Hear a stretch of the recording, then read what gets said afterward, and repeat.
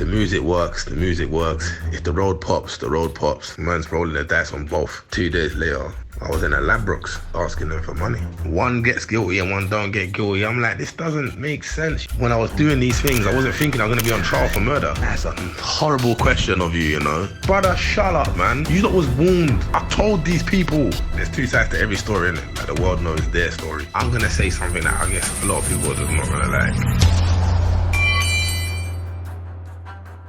From the streets of Newham, East London, rose a UK grime legend. With songs such as I See You and Sing Along, he was on the verge of superstardom. But in 2006, that was all snatched away from him when he was sentenced to 30 years life in prison for the tragic murder of Richard Holmes, allegedly over some diss lyrics. And even though he has always claimed his innocence, he is now 20 years into his sentence. My guest today is speaking directly from the confines of his prison cell. It's time to get unchained. Crazy Titch, assalamu alaikum, brother. Welcome to the show. Walaikum salam. First of all, what was your childhood like? And what was it like growing up in Newham? Honestly, brutally honestly, Newham was so racist. My first school was Southern Road. And I remember walking to school and a car was driving past and a man just shouting at nigger. I shouldn't even laugh. I should not laugh. It's not funny. But he shouted at nigger, and when my name's Cole, I wasn't sure. Like, did he just say Cole, or is it? I'd never heard the word before, so I went to my sister. Asked my sister, "Yo, what's this word?" And someone just called me a nigger. She's saying it's not a nice word. I thought, all right, cool. Just don't say that word. It's not a nice word. Then walking to school again. Someone drove past and said, Wog. No, coon. It was coon. They drove past and shouted, coon. These are adult people, you know, shouting to a child. Coon. I've looked, and this time, I put my thumb up because I was sure the coon was Cole. And then, like, I saw by the guy's look in his face, he didn't expect a thumbs up, you get? So, yeah, I grew up in racist Newham. My relationship with my mum, I'm the youngest in it, so I'm what you call the spoiled brat. What they make out is the spoiled brat or the favourite or whatever. And my relationship with my siblings, I've got a brother 3 years older than me, a sister 6 years older than me. And, you know, it's like you're the youngest. Everyone thinks you're the spoiled one. Maybe I was the spoiled one, who knows. But, yeah, man, growing up in Newham, childhood, yeah, difficult. These youths now don't understand it, how difficult it was. It was really racist. Combat 18, NF, these things were real. No, they weren't. National Front, you see this, that's the first graffiti I ever see, is these things. What was your first memory of music, and when did you know a music career was the path for you? I guess my first memory of being interested in music would have been hearing Supercat. He's got a tune called Dan Dada, however you want to pronounce it, Dan Dada, Don Dada, or what am I say? Yeah, him. And like in the song, he's talking about everyone else, not everyone else, but he says, I think he even mentions Shabba Ranks. I feel like he says, like, out of everyone, I am the Don Dada. Over everyone, like, that's it. Like, no one can chat to me. You get it? I remember the instrumental in the background was flicking in and out. And at that point, I thought, right, how this uncontrollable feeling that I have, I want to be able to one day have someone else hear me putting bars together or whatever you want to call it, lyrics, and them have that same feeling. So it would definitely be Supercat. And I definitely know that's in 89. So I would say 6 years old. Also, I don't know when I thought music was for me. I think probably, I feel like 98, 99, I was getting the inkling like, raw man, might want to take this serious now. But we couldn't get on radio. I couldn't get on radio.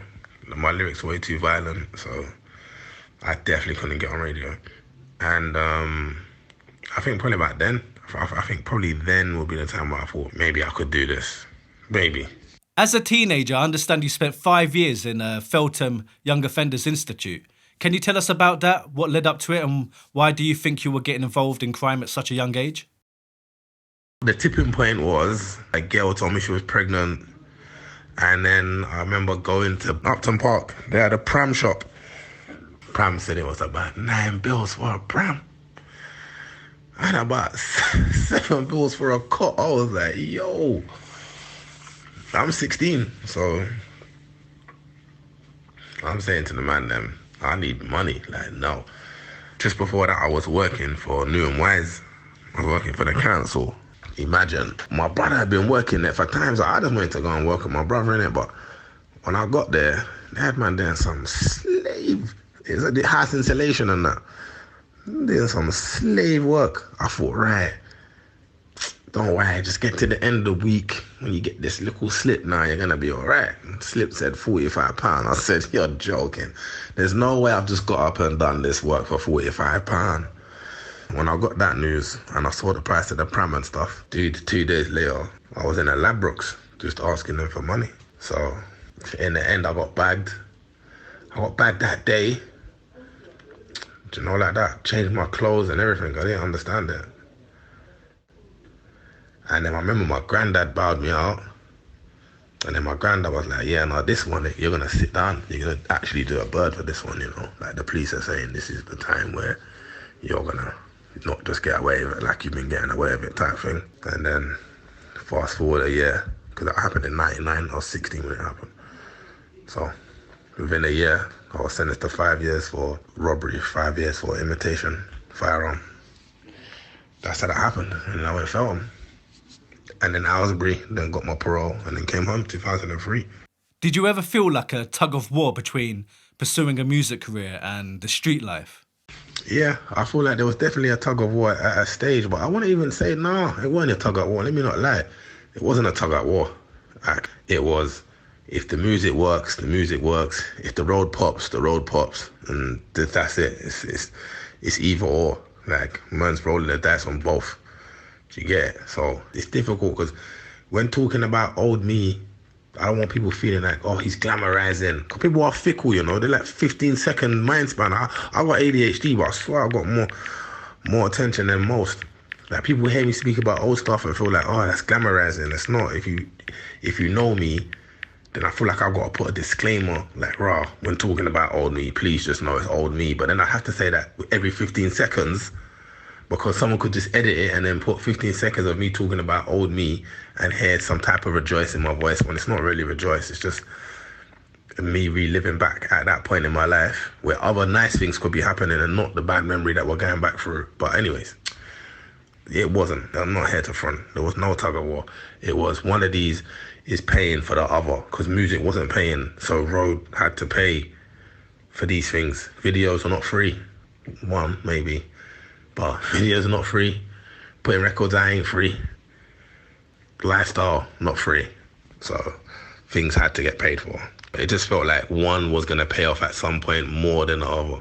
And I was hedging my bet on music. Moving on to your music career, in 2003 you released a song called ICU, which was an absolute anthem. Looking back, did you know the magnitude of the impact that song was going to make on the scene? I'll be honest with you, no, man. I can see you's not a fluke, innit? But I can see you starts with just not even having a hook. I can see you is built off of I Saw You That Time. And I Saw You That Time is kind of a reference to Page You Go getting slewed by Heartless Crew. So it's that I saw you that time, you'll be black and blue that time. On the mic you got slewed that time, up on the stage you got booed that time. So it is kind of in reference to that. And then I had another lyric that had I Can See You. It was just like a double, it wasn't even a hook, it was just like a bridge. And then after I heard the traction that I Saw You That Time was getting, I thought, right, well, I need another one to go with that. And then You Saw Us That Day. And You Saw Us That Day it banged even more than I Saw You That Time, if I'll be honest with you. So then I was like, all right, cool. So big up DOK and Magnum. We all lived on the same road. I lived in Forest Gate. And oh yeah, big up Terror Danger as well, man. Big up Terror Danger. You got to big up Terror Danger. So me, Terror Danger, DOK, and Magnum all live on the same road. Madness. It's Magnum's dad who gave me dawah, which led me to take my shahada. I literally lived in his house for the whole of the month of Ramadan and celebrated Eid with them. It was a very, very, very a beautiful experience, especially if you knew the dramas we went through beforehand. But yes, big up Magnum and salams to his family and to his dad especially. Yeah, so Magnum had an instrumental. I liked it. I was like, can I run with it? He's saying yeah.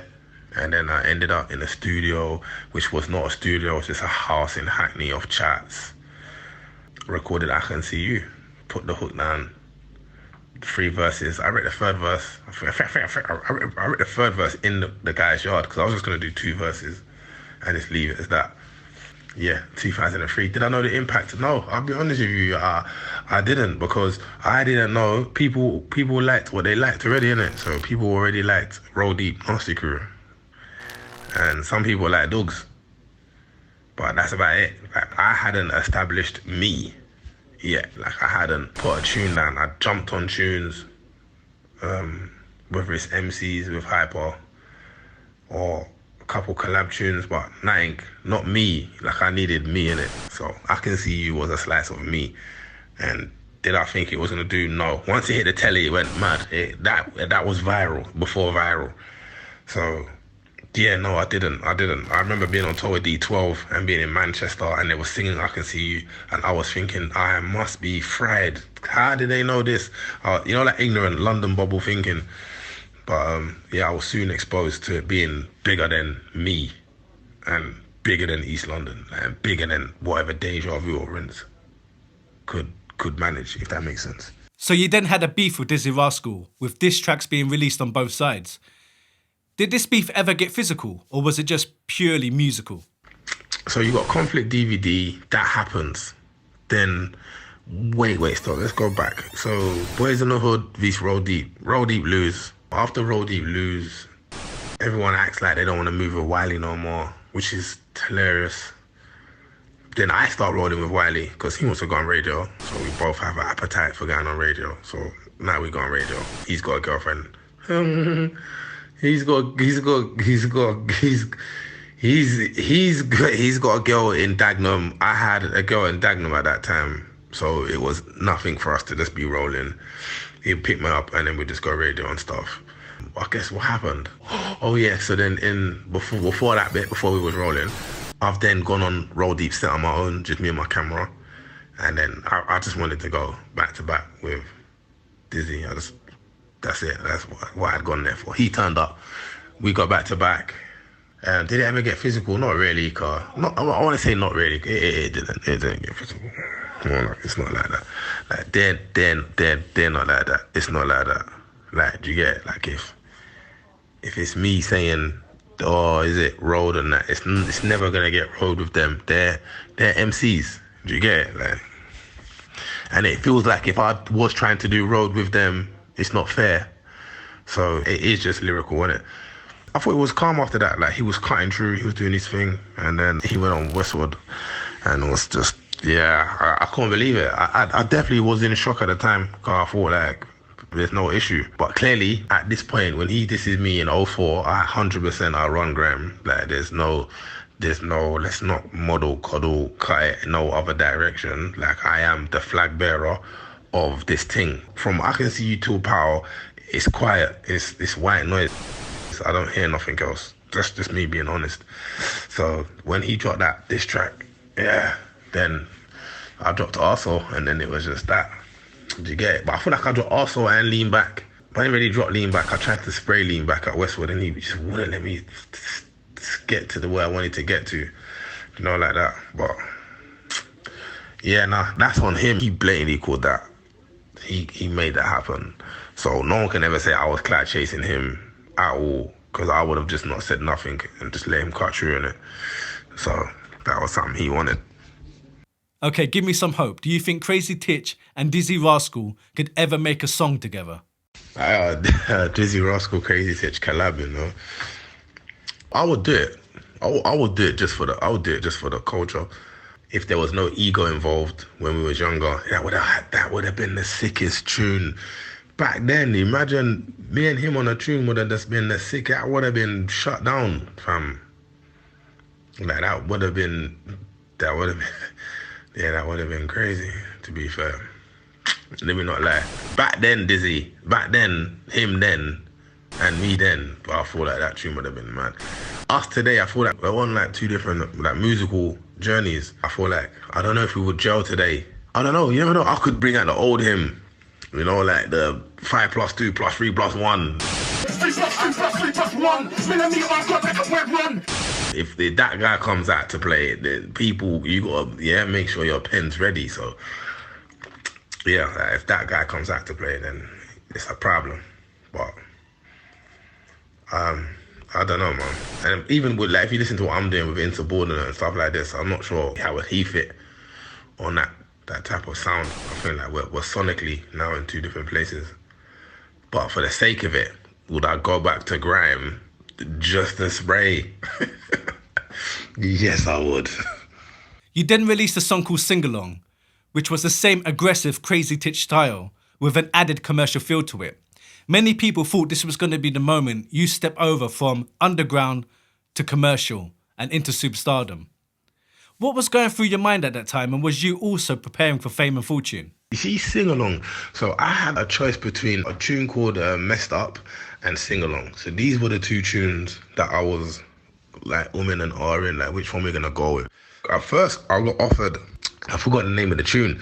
Who took it in the end? Lethal B had that tune, Lethal B and Twister, and I think the producers were called the Twins at the time, I can't remember. But I had that instrumental first.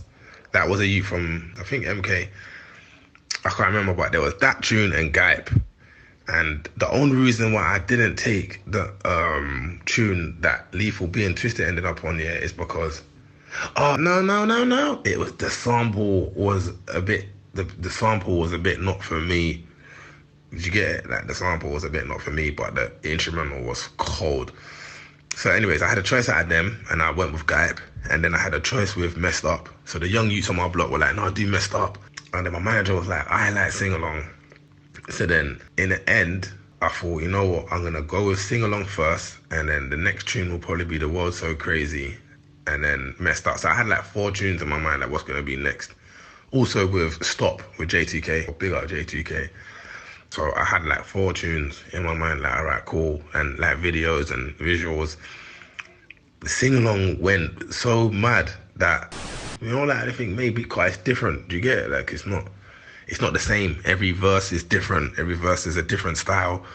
Do you know, like purposely as well. Like it's all just not the same. Like, and I could have put Crazy got a new Sing Along, Shut Up. Everyone knew Shut Up. I could put Crazy got a new Sing Along, Old School Root Boy Roughneck Soldier, because everyone knows that lyric. You know, that I could have put my bait Sing Along bars in there, but I chose not to. I just thought, it's easier on air. So that's what I guess I was trying to just lay a platform. Again, the tune wasn't to be put out in the charts or nothing. It was to build a platform to be like, right, cool. So when I do drop the 4th or 5th one now, then it's like, wow, we are shotting. The fan base is there. And I've got a catalogue that you can go back and look on. So yeah, was the idea behind Sing Along. So in 2006, the whole UK scene was rocked by the news that you were sentenced to 30 years in prison, a life sentence for the tragic murder of Richard Holmes over some lyrics targeting Durrty Goodz. I understand during the trial you denied all involvement, and even up to this day you claim your innocence. So with that in mind, can you give us your account of what happened that day and why do you think you was implicated in this murder? And also the quality of your trial and subsequent conviction. Okay, so let's get the first thing cleared up. Anthony Green is not my stepfather. Not my stepfather, not my uncle, not nothing. He's just my Cody. He's a good guy, stand-up guy. I rate him, 100%. But he's not my stepdad. That is, again, there's fake news. There's so much fake news wrapped around my case. I like real news, not fake news. You're fake news. Sometimes I don't say nothing, but this is something I need to just correct from the jump. But yeah, convicted, yes. Sentenced, yes. Of a music producer, no. Not a music producer. But my friend, you could say my friend, is my friend, yes. Yes, Richard Holmes, my friend. Rest in peace. That's something I've had to deal with. And let people just say their bit and say nothing. And just let them lie and just have this fake narratives. But it's sad. That whole thing's sad. Like, not just for me, for Richie, for his family, you know, like that. Like it's yeah. Yeah, no, not a music producer, but my friend. Like a proper friend as well. Like someone you call, they come to your yard. If you eat food at my house, I'll call you my friend. You know, like that. Like someone that will call, what's going on? Yeah, I'm Stratford, yeah, float. You get it? So, yeah, my friend. And yeah, that's what the paper says again. Over disrespectful lyrics again. It's a narrative. And if you even hear the lyrics, they're not disrespectful. I don't get how anyone can say, somebody saying, I used to respect dogs, but not anymore. It's disrespectful. You've heard the clash between me and Dizzee. You heard what he said. And Dizzy's breathing. So that should unearth it straight away to it not being factual. But again, we just live and then let them say their side of things. You know, like that. There'll be a time and a place where I'll just address all of that. There's two sides to every story, innit? Like the world knows their story. And at this moment in time, I feel like the more they speak, the more the world just sees it. Something don't smell right, you know, like that. So we're gonna just keep letting them speak. If you know my case here, then you know that, first of all, the judge says the murder is not in court. So we're just joint enterprise. Secondly, there's no physical evidence, DNA, the mobile phone evidence doesn't correspond with what they're saying. It's just what people are just getting told to say. People are openly saying, I was told to say this. And I went to court and said this. And it's not like just one. If there's 4 witnesses, at least 2 now have openly admitted to these things. So just leave them and just let them chat. I reckon my implications, because if you know me, which some people do, then it's easy to implicate me because you can just say this, what's being said. And I'm still 19, 20 years, not going to say no different. I'm just going to let you speak. And definitely in the courthouse, I'm definitely saying nothing because this ain't the place for talking. These people just want to do us dirty. They don't care about the truth. They don't care about the truth. And if I say my truth, then you can turn around and say, oh, but Titch said that. So then it justifies them saying something because I've had to say something to defend myself. Do you get it? So no comment is just what needs to be said. Durrty Goodz during the same trial was acquitted. How do you think this whole ordeal affected him? And how important has he been to you since your incarceration? Him busting gays was, for me, the best thing to happen. But one, I'd want that for him to bust case anyways. You know, like that. That's just me. But I mean, like, separately, him busting case, and then, for example, my co-defendant not busting case, even though they've said exactly the same thing and said there was exactly the same place at exactly the same time and left at exactly the same time, and one gets guilty and one don't get guilty. I'm like, this doesn't make sense. You've not even made sense. The only difference that between the 3 of us is 2 of us have got previous records for armed offences, and he hasn't. It makes me say, right, cool, so the jury didn't buy the whole story. You couldn't have. Because the same witnesses that say I'm there, the same witnesses that say Doug's there. So if you believe them for me and don't believe them for Doug's, fine. It's one of them. I'm just happy that he got the bus case. It's like one day you was a famous rapper and everything's falling into place. And then the next day, you're sentenced to 30 years in prison. Can you rewind and tell us what it was like that first night in prison? Starting your 30-year sentence. What was going through your mind at that time? The first night, you know, that's a horrible question of you, you know. You see, the first night, the first night I remember, because there was 3 of us in a cell, and I went back to the cell and there was just 2 of us. And I remember just thinking, I just got a wreck. Like, but one of my brethren just got 30 years the day before. big up Quaver. He just got one the day before. Chunky got a 40 wreck about a month and a half before. So people getting wrecks at this point, it wasn't surprising. You get it? Like, people knew if you got a guilty, this is what you was getting. My other brethren got a 20 plus. My other brethren got a score 5 the same year. So it's like people were desensitized to that sentence. You get it? I was just thinking like, but my grandparents, like straight, I was just thinking my grandparents the first night. I was just thinking my nan, my granddad. I don't think I got selfishly into thinking about myself or impacts of myself or my life for, I guess, good 6 months. You get it? I was more worried about everyone else. Me, I can control me. I can't control no one else. I can't control how other people think or deal with stuff. You get it? So my first night was just worried for them. Back in the days, there were videos of you doing the rounds, of you allegedly boasting about kidnapping someone and taking them to the woods, violating a taxi driver, being kicked off an airplane. You really did live up to your name, Crazy. But looking back, do you regret any of it? And do you think any of that madness affected your trial in any sort of way? A million bazillion. That's another good question. 1,000,000%. Right. Let me explain to you why. If you hear about my case, you hear about me, and then you see these things online, I had left enough crumbs for anyone to be able to look at and be like, that's realistic, he's done this. It's a realistic thing. Over lyrics, of course he would. You see what he went to do to Dizzee? You know, like that. Like, he went mad. He was in bowl straight afterwards. You get it? Like, everyone talks about the next day. No one wants to talk about the same night. So we'll not talk about the same night. So, of course, it didn't help me. But when I was doing these things, I wasn't thinking I'm going to be on trial for murder. Do you get it? That was never a thought in my mind. I was just thinking that it's what it is. And the person in the video, he'd stayed in like my white mom's house. This is what I call her. Yeah. He stayed in my white mom's house. My other brethren's mum had put 5 bills through the door. He'd swiped the money and then gone on his toes. So that was a result of a village. So that's not kidnap. He just got a village beating and then dropped off on Canvey.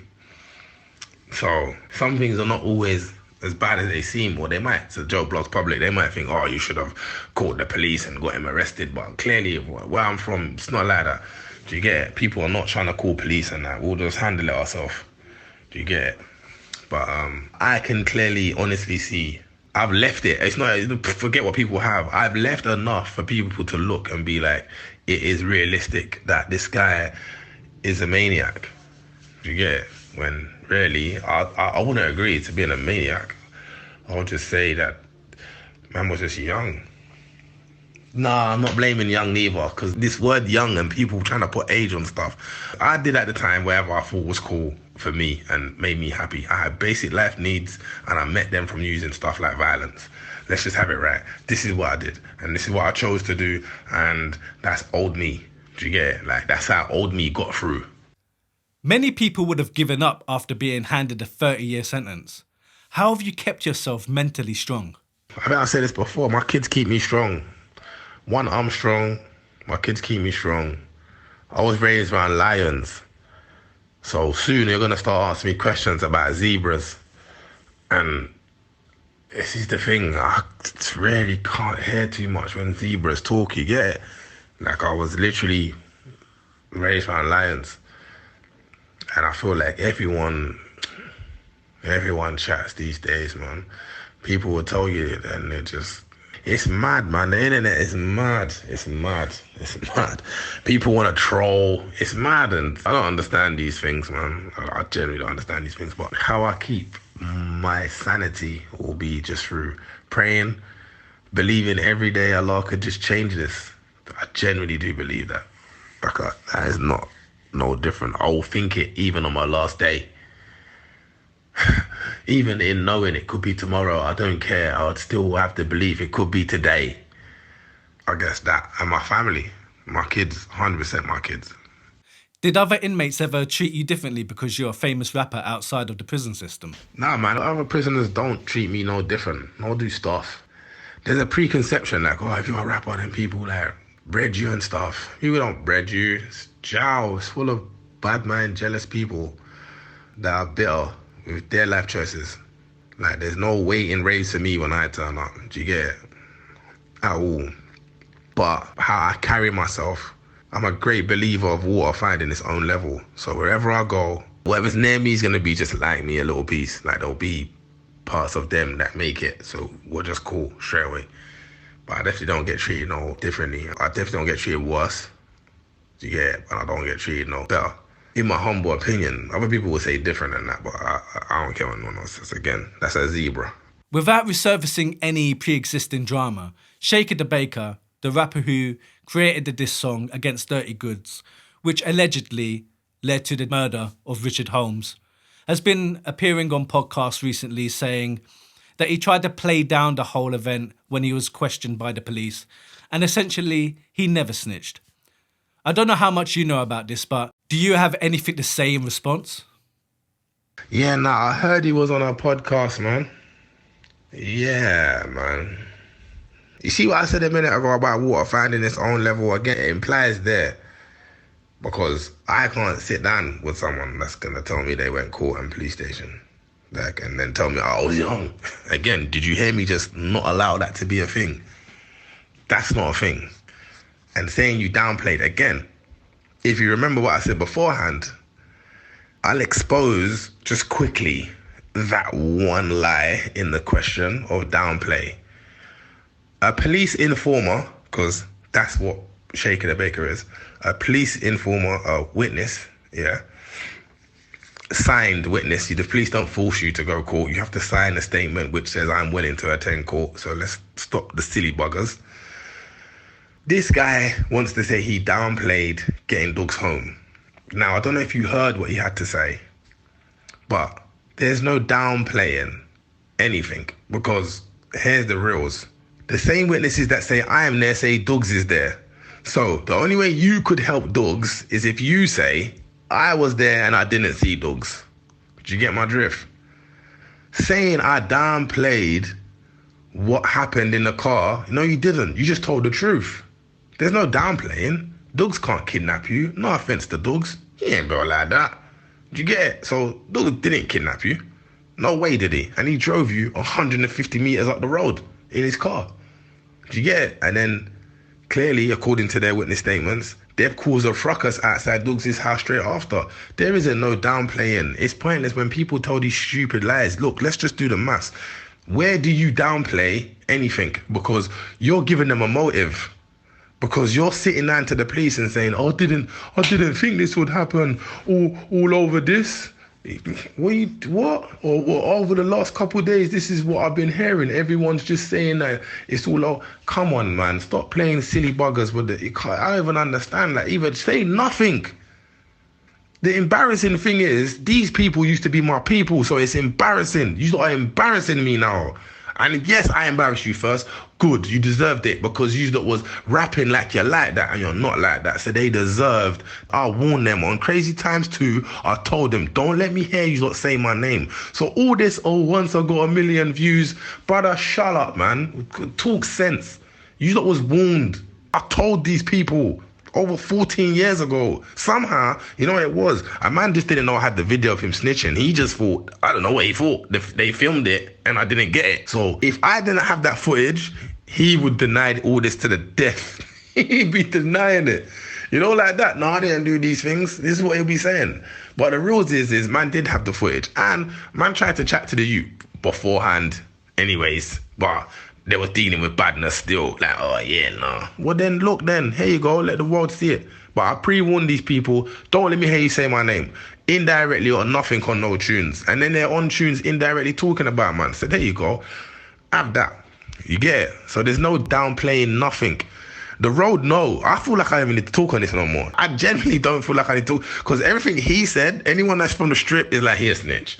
He's done out here, brother. You're going to talk for 4.5 hours to say you're a snitch. You get it? But again, some people have brethren that are snitches. So whoever's his brethren that's a snitch, that's fine. Do you get it? The people he's talking to, they might have brethren that are snitches. Who knows? I don't know. Do you get it? Like, I generally just don't know. But you can't be a snitch and be near me. If you've heard one of my brethren has turned out to be a snitch, and he's not my friend no more, and he definitely did that before I came to jail, or done it after since I came to jail, and I've been not privy to, don't know. And that's not me playing silly buggers, that's me just telling the truth. I don't roll with no snitches, bro. I'm from Newham. And even if, take me out of Newham and just look at Newham now, all them little kids keeping up their madness, which I do not promote in the slightest. The one thing you don't hear these little youths from my borough talk about is that side, you man are snitches. You don't hear that argument.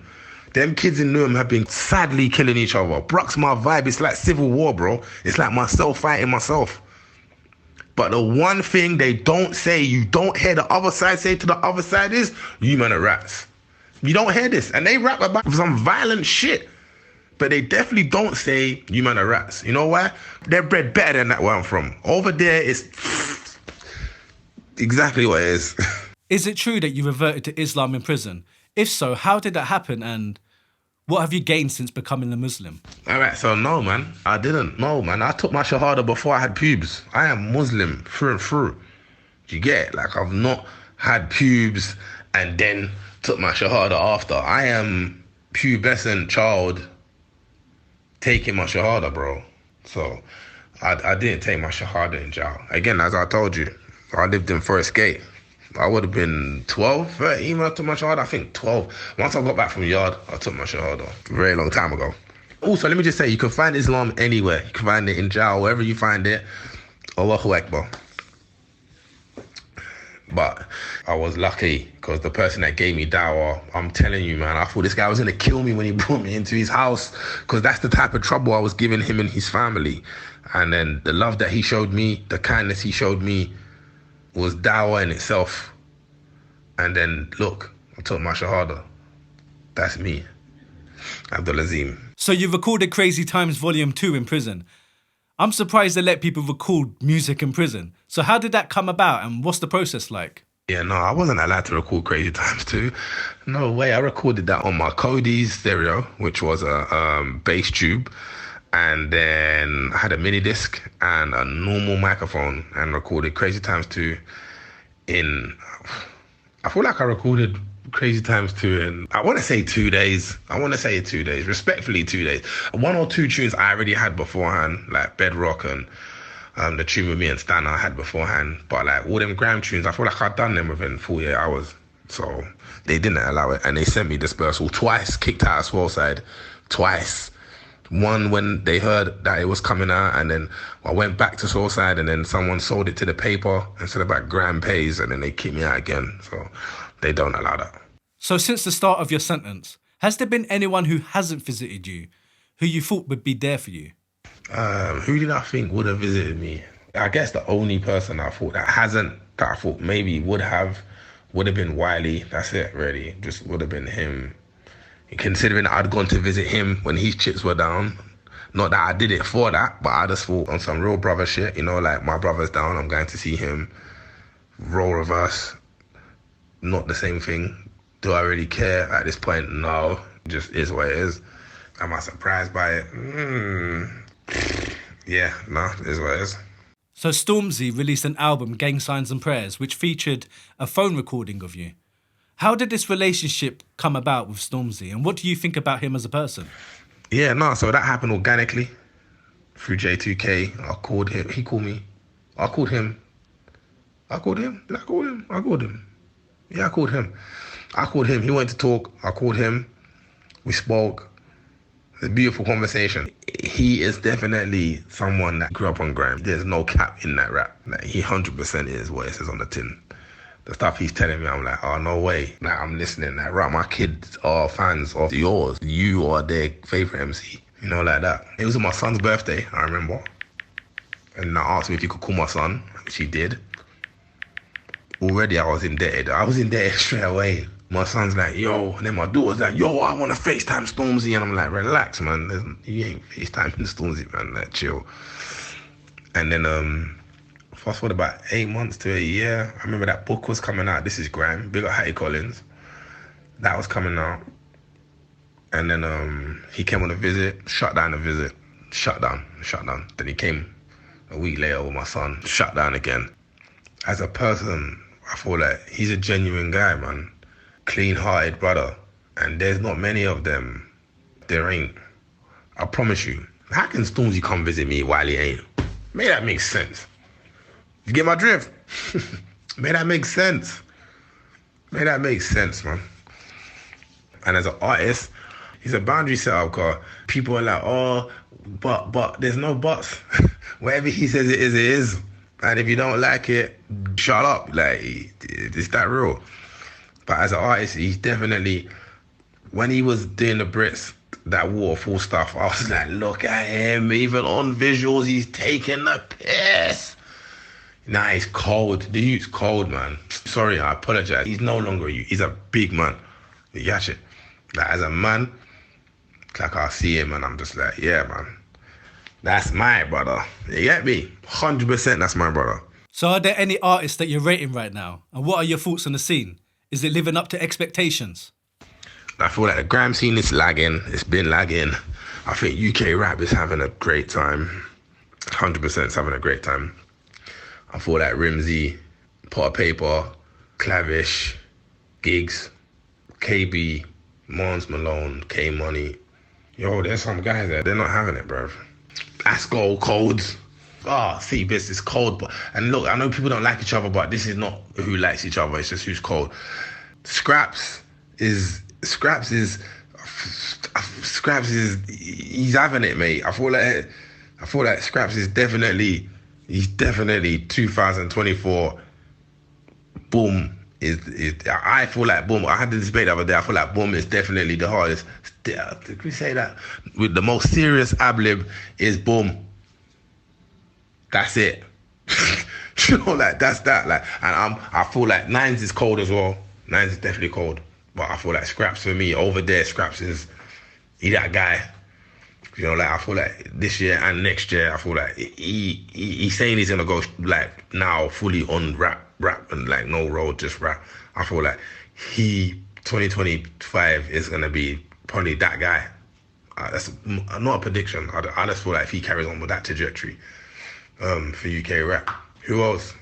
If we're talking drill, then 100% Newham as a bar is cold, no matter what side. I don't care about sides. Man know me already. So, like, CB, I feel like drill is his thing. 100% I feel like it's his. Do you get it? But AB is definitely, he says cheeky things, man. Do you know, like, and I'm not even talking about rude things that are a bit too rude, so forget about the too rude stuff. The guy said, you should have thrown a gun at me. And I'm not lying, man. I heard that and I thought, fucking, only in Newham, yeah, is that man gonna get shot in his head and said, you should have just threw at me instead. Do you know, like, that is such a feisty, rude thing to say. You know, like that. I think he's cold. Who else is cold? There's loads. You got C1, cold. You got Twin, cold. Obviously Whoosh is gone, but Whoosh was cold. Killy, Six Summers, cold. But there's so many, I feel like, over there, and not just over there as well. Nah, you can't, because then you got Stallion, them 98s, they're cold. I feel like the UK scene, if it can get its ass fully into gear, then once a label can put all of it together, and I feel like Groundworks are probably leading the front on independent label, underground, real trench music pressing. I'm not just saying that because I'm with them like that, but if you take me out and I look at what they're doing, mixtapes, whatever they're doing, it just seems like the finger is on the pulse. Do you catch it? It just needs a couple more of them, and then the scene can just be what it's supposed to be. So that's what I think of the scene. So where do you think you'd be rated if you never went to prison? Being biased, I'll probably rate you quite high. But there's still people that try to downplay you. Hey, listen, you see the people that try to downplay me, yeah? Let me just tell you this quickly with chest. Downplay this. Snapshot, my generation. Wiley, Dizzee Rascal, Kano, Roll Deep, Nasty Crew, Crazy Titch. 2003, Grime. Separately, whoever's trying to downplay my thing, just know this. Other than Roll Deep, no one is on the TV before me. Facts. No one else you rate is on the telly before me, unless they're them two. First Dizzee, then Wiley, then me. And we know what I Can See You did. And then it was Tumbleweed. Because you can't tell me what other MC you rate that's not them two and not me that had All For Summer. Yeah, you're going to struggle for a second, yeah? So watch this. Let me break it down even further. 2005 now, there is challenges. You got Pow. Pow was a madness. I should have been on Pow. Pow, absolute madness. Who else came through 2005? Ep.5. I mean, and when I'm talking, I'm only just talking about the TV. I came to jail. I don't know what other MCs was on the telly. Like, if you wasn't on POW, and if you wasn't Kano, if you wasn't me, you wasn't Wiley, I struggle to think of what top boy MCs had a tune that was going mad. I struggle with a video. I struggle. And I think I struggle because, yeah, who you gonna name? Because I'll just tell you, no, they wasn't there. Did you get it? Like, they weren't. Dogs ain't even got one. And he was regarded as the best out of everyone. And he's not even got a tune that he can tell you that's got a video that was on you or bass. He don't have them. These lot weren't there. Do you get it? They was doing whatever they was doing, wherever they was doing it, but they wasn't doing what I was doing. So downplay my thing, hilarious, because no one else was doing BBC proms before me. I had that booking, big up Rebecca. So let's just start putting stuff in order. No one else is unsigned and in the Enemy magazine. Nope. Being called a rock star, not even an MC. No one else is factually Enemy rated as one of the 50 coolest people on the planet. Facts. Not none of them MCs. Dizzy's the only person in front of me, and that's because, not just because it's him, but he's ahead because he's signed and dropped an album beforehand. Do you catch it? So he's ahead of everyone that way, and the world has to accept it. I accept it. It's not a thing. Like, big him up. Do you get it? Someone's got to be first. But I am definitely first independent. Do you catch it? I'm first off my own. Not because I've got a label, not because of nothing, but because of my hard graft. Straight up and down. No one else has made a phone famous. I actually have a phone. They say that's my phone, the teardrop phone, that Nokia phone. Look, when people talk about it, they say that's Crazy Titch's phone. Come on, brother, man. You know, like that. No one else sponsored by Y3. I was an influencer before influencers, bro. I did vlogging before vlogging. What are you talking about? How can you downplay me? Do you know? That's mental. I've been in jail how long? I still got viral clips that weren't even viral clips on the road. Get out of there, man. You got to make it make sense. Like, downplay my thing if you want, but your favourite MC, if he's not called Wiley or Dizzee Rascal, wasn't in front of me. They was behind. Big facts. Big facts. Undo the facts if you want. You can't rewrite history. I don't want to hear about nothing underground, because that underground shit wasn't pumping like the TV was going mental. So if you weren't on the telly in 2003, 4, 5, please, man, relax. You get it? And I don't want to hear about collab tunes with 10 MCs. That's not the same thing. I'm about you're just you. Just you as a solid one artist. Name him. I will Johnny Flame them right now. Mum's life. So let them try and downplay my thing. That's hilarious. That's hilarious, man. I'm a brand. I had a brand. The hell do you mean? Oh, come on, man. Like, I literally lapped whatever was in front of me when I came out of jail in a 9-month period. But I caught up on my own self-determination. So the people that downplay my thing, respectfully, you was not there. You are going off YouTube clips. You was not part of the scene. Please, respectfully, I hear your opinion, but you got to make it make sense. You was a pioneer in the UK grime scene, and nowadays you seem to be pioneering AI music videos. What's your thoughts on AI technology? AI technology is scary. Am I scared? Not really. I watched Terminator as a kid, man. They was not lying. The machines will take over. And so I ain't scared, man. I ain't scared. I ain't worried. I feel like it's a beautiful thing. I feel like I am definitely pressing on the AI stuff, because I feel like it's uncharted, it's brand new, and I like to be where the brand new stuff is. If I can, you know, yeah, like, man's hella restricted. So if I can be somewhere else and be another pioneer on something else, then yeah, man, bring me. You know, like, let me cut through. If those prison gates magically opened up tomorrow and you were released, what would be the first thing you would do? If tomorrow the doors opened and the gates opened, I walked out, first thing I'd do is make 2 rakats. I'll make 2 rakats. Wallahi, first thing. I'll make 2 rakats. I feel like I always knew that could happen. And I didn't know this question was here. So tomorrow, inshallah, that happens tomorrow. First thing I walk out, 2 rakats, akhi. 2 rakats. Then I'm gonna get my grandson, 100%. 100% I'm gonna get him. Alhamdulillah, you've got kids. Do they give you the strength to stay focused on the future? And what's your relationship like with them? I feel like my relationship with my kids is that's just the best you can from here. Do you get? But I've been blessed. Alhamdulillah, I've been blessed. Actually, man, I swear to you, man, my kids do not stress me like they could, but they don't. So I respect them. I'm definitely grateful of them. And yeah, of course they give me strength.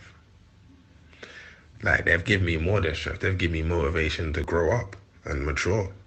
You know, like you can't have kids more mature than you. That's mental.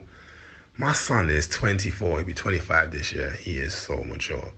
Settled with his partner, child, got his family unit, legit business.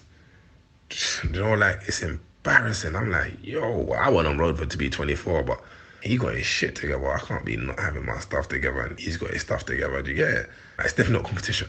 But I mean, like, I get strength from that. My daughter is so focused. She's so focused in achieving what she wants in life, and she doesn't mind getting up 5 o'clock in the morning to go get it.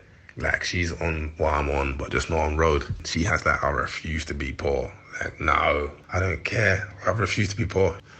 Again, beautiful. My youngest son, he's hilarious, man. Like, he's hilarious. Like, he's autistic. But when I'm telling you, not having a filter is hilarious. Like, I don't have a filter anyways, but his filter is near enough non-existent. If he feels some way, he's saying exactly. So they all give me strength. And my grandson 100% gives me strength. My grandson makes it like the icing on the cake. You see, like, before, I never used to think I had nothing to lose. Like, I lived like I don't know how to lose. But now I know what I've got to lose. So that is definitely good for me. And it is good for everyone else. So do you keep up to date with current news? Like, what's your thoughts on all of these accusations being thrown at the likes of P. Diddy? I feel like everyone on the internet's got an opinion. I'm going to say something that I guess a lot of people are just not going to like. And I'm not saying it to be controversial at all. But I'm just going to say this. Like, you lot love to fucking blacklist people and stuff. Like, oh, you're cancelled. And it seems like it's just the it thing. Like, do I know what's happened with P. Diddy? No. Have I heard the rumours? Yeah. Are they just rumours to me? Yeah. Are they facts? I don't know. Like, do I want to be there saying, oh, this person, or this or that, or this or that?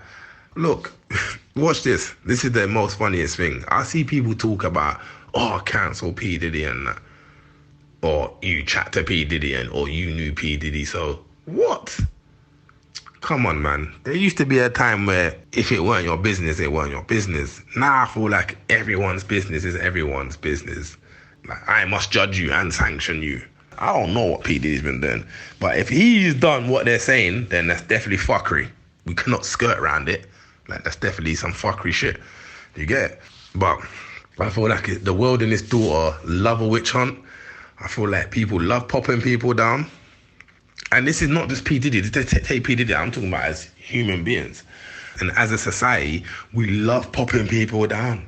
Have you watched the television? I swear to you, watch the television. It's full of people getting popped down. Mum's life. You can't pay, we take it away. Pop down. You can't pay your rent, we kick you out your house. Pop down. Police always catching these little tea leaves. Someone getting popped down. Old people getting scammed out of shit on BBC One. Pop down again. The benefits. Oh, they're on benefits. Pop down again. Like, it's sad, man. It's like we just love to see people pop down. People love to build people up and then knock them down. Rashford, oh, he's the guy. He's feeding youths. Mr. Penalty, oh, he's a monkey. Rah! The hell did we 360 on him for? 180, sorry. It's like if you black and pop down, we're on you. We're on Michael Jackson. We're on OJ. He just died, you know? On OJ. No one's on Andrew, though, man. Like, Andrew Ross said he went Pizza Express. He remembered it from 5 years ago, the date, the time, and all these things. And he went to his brethren's yard in New York to say he can't be friends with him no more and he's a paedophile. And no one's leaning on Andrew. The hell is this fair? Like, what? If you're going to lean on everyone. I feel like black people feel like they need to lean on black people the most. You know, like that, to be like, well, we're not like them. I don't know, man. I don't understand that mentality. I genuinely, I don't understand it. Do you get it? Like, I don't understand. Like, please, like, just make it make sense to me, bro. Like, you got kids getting killed on the telly every day. I can't even watch the telly no more. Have you seen what's going on in Gaza? Every day they just show new babies dying. The hell is this? That's what my telly shows me. Or migrants dying in the sea and they can't come over it. Brother, I swear to you, I'm sorry I'm going off topic quickly here, but if you just see how it's the programming of mind is hilarious. We got to stop the boats. Do you know how many boats come over? 50,000 max a year. Do you know how much legal migration comes over? It's like 500,000. So it's 500,000. I swear it's like 500,000. 500,000 is coming over yearly. That's not an issue. But just 50,000. Just 50,000 is too much. And we got to stop them and send them Rwanda. Bruv, it's like we live in a place and a culture where it's just nice to be horrible and pop someone down and mash up someone's sound. So, me, I don't know what no one was doing. You know, like that. And I'm not doing I don't know, I don't care. I'm just doing I don't know. And I've been judged so much. I ain't got no time to be judging no one, man. You know, like that. But wrong is still wrong, though. You get me? And anything to do with women and children is wrong. There's no left, right, getting around that stuff. You get it? So if anyone's doing anything, it don't matter who you is as well. Whether you're P. Diddy or whoever you are. If whoever's doing stuff that's to women or children that is wrong, that is wrong. And the world that I come from, we say that's wrong. And that shouldn't happen. Did you ever encounter any weird shit in the music scene? There was no weird shit. There was no weird shit happening when I was on the road. I promise you that. Someone would have got flat kicked in the chest coming around there with anything booky. Are you alright? Nah, man, no Masons came to check me. They know I'm a thug. The Masons knew not to check me. They would have got told rude words. You catch it? Nothing booky never happened to me. I didn't never see nothing booky happen. Obviously, certain MCs had certain like rumours around them. What did I hear? I mean, not laugh, so it's not funny. Like, I'm just chuckling because I was thinking I don't want to bait them up, but like I did hear,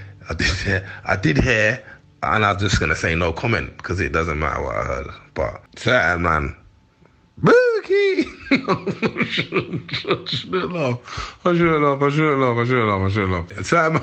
Certain man are bookie, blood. But it weren't around me, 100%. No one that you've ever seen me roll with was doing anything bookie that I know of. So listening to your new music, you can still hear that fire inside you. Can we look forward to new music and projects in the future?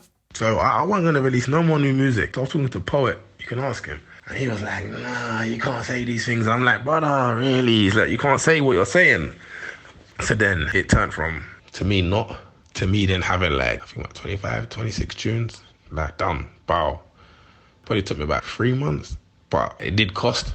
It cost me a relationship, 100%. But for the future, I don't know. I feel like Crazy Times 3 is definitely going to be a thing. Like, it is a thing. It's not going to be a thing. It's a thing already. It's just, we're at the stage of a beautiful place. What to release? What do I want to say next? I feel like Insubordinate is cold. We've got the thing to drop at summertime when it's hot. Get people moving. That's in the bag. So I guess it's just something, what do we put between now and then? Yeah, so that's where we are. If you could travel back in time to around 2004, when everything seemed to be going so well for you, and you could speak to yourself face to face, what would you say to Crazy Titch? If I could talk to old me, I would just tell old me, people are going to show you who they are. And at this time, they have shown you who they are. And it doesn't matter if you share blood or whatever it is. Accept them for who they are and treat them accordingly, because it's a dirty world. It's definitely a dirty world. So that's what I'd say to old me, man. And I'd tell old me also, yeah, get over yourself, man. I would tell old me to get over myself. You know, like that. And I mean that in a positive way. Get over yourself and believe. Like, believe more, man. And stop saying stupid things and putting it in the air. Because when they happen, it's like, oh, you get it? Like I'll tell old me, careful what you put into the universe, man. That fat boy, Dan. I should slap him. That's not him. Lucky that's not him. You know, like that. And I'll tell old me, that plan that you've got about, oh, we're going to cut through, then bring my youths. Nah, I'll tell old me, forget that plan. That plan is based on a lot of variables. So just go with what's tangible in front of you and take your youths with you on that journey. Is what I would say to old me. So if this is the last time we hear from Crazy Titch, what would you say to the world? If this was the last time you heard from Crazy Titch, I'd want you to know this. The Enemy magazine said I'm a rock star and I'm not an MC. Now, the reason why they said this, if you know me, then you know. 100% rock star lifestyle is more for me than an MC. 100%. I don't mean it in the terms of smashing up hotel rooms, but I mean that just being a rebel. Do you know, like being like a music rebel. Like I genuinely just made whatever music I thought I wanted to make. Do you get it? Also, you see when they're talking about Crazy Titch, you see when they're trying to put me down, let them know that no other grime MC had anyone from the charts that was doing pop and put them on grime. None of them. Not one of them I did. Sugar Babes. Big up Jamie Middle Row. Ask about me. Yeah. What's the tune called? Gully. Big up Gully. The tune called Gully and that, yeah. None of them was doing stuff like this. They weren't. Their man would have rather gone on a pop tune. As time has shown, they'd do pop. Not me. I'm the one that was rockstar boy. And unapologetically, just myself. Sometimes too much. But still, just myself. And I am love. That's who I am. No matter what else they want to say about me. Just know that. If you never hear from me again, just know that on a Frank Sinatra one, is how I did my thing.